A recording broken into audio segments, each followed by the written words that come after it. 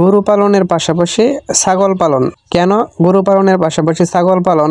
আমাদের মহানবী সাল্লাল্লাহু আলাইহি সাল্লামকে একজন সাহাবী এসে বলছিল, হুজুর আমার সংসারে ঝাই ঝামেলা বেশি এবং আমি আর্থিকভাবে বিশাল ক্ষতিগ্রস্ত, আমি কি করতে পারি? মহানবী সাল্লাল্লাহু আলাইহি সাল্লাম ওনাকে বলেন, তুমি মেষ পালন করো। যেই কথা সেই কাজ। ওই ব্যক্তিটি দ্রুত মেষ পালন করে স্বাবলম্বী হয়ে গেছে। এই হাদিসটি আমি বহু বছর পূর্বে একটি ইসলামিক মাহফিলে শুনেছিলাম। এই হাদিসটি যেই কিতাবে আছে, অনুগ্রহপূর্বক কোনো ভাইজান যদি জেনে থাকেন আমাকে কমেন্টের মাধ্যমে জানাবেন, আমি এটা সংগ্রহ করে রাখতে চাই। নবীজির এই কথাটার সত্যতা মিলে আমার ছাগলগুলাতে এই যে ছাগিটা আছে মাত্রই 3টা বাচ্চা দিছে।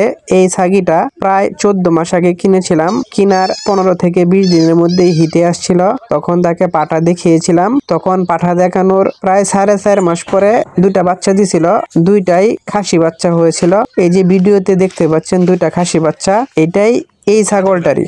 মহান আল্লাহ তাআলার রহমতে 1 থেকে 14 মাসে 4টি ছাগল হয়ে গেছে। এই ছাগিটির 14 মাসের বংশধর এইগুলা। আমার আর একটি ছাগি আছে, সেটা জমিতে বাঁধা আছে। এই ছাগলগুলা লালন পালন করতে আমার তেমন কোনো অর্থ ব্যয় বা পরিশ্রম হয় না, কারণ এইগুলা ছেড়ে আমি লালন পালন কইরা থাকি। ছাগল লালন পালন করা খুবই সহজ, মাত্র 2-3টা বিষয় জানলেই হয়। আমার যে আরেকটি ছাগি আছে, চলেন ওইটাও আপনাদেরকে দেখাই। ছাগিটা সিম জমিতে বাঁধা, সিমের পাতা খাইতেছে। ওই ছাগিটাও প্রেগনেন্ট।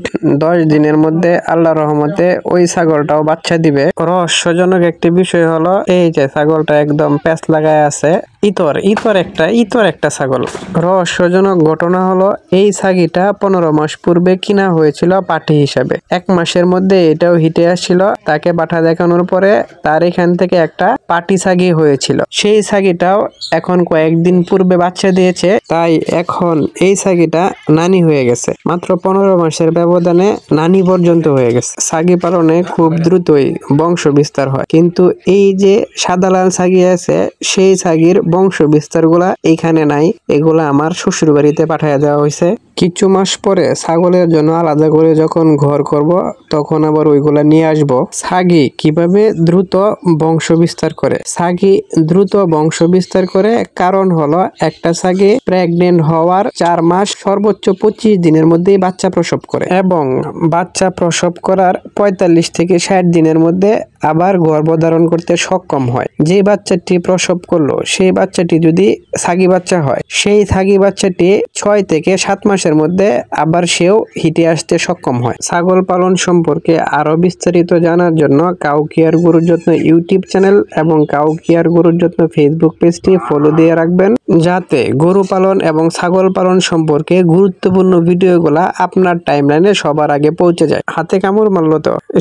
প্রিয় ভাইজানেরা, এই যে লাল সাদা যে ছাগিটা আছে, এই ছাগি থেকে আরেকটা পাটি ছাগি হয়েছিল, সেটা প্রেগনেন্ট ছিল। ওই প্রেগনেন্টটা আমার শ্বশুর বাড়িতে দিয়ে দিয়েছিলাম। সেটাও 3 দিন পূর্বে বাচ্চা দিয়েছে। এগুলা বলতেছিলাম, এগুলা যখন আমি ছাগলের জন্য যখন আমি আলাদা করে একটা ঘর করব, সেগুলো আবার নিয়ে আসব, তখন একসাথে আপনারা অনেকগুলা ছাগল দেখতে পাবেন।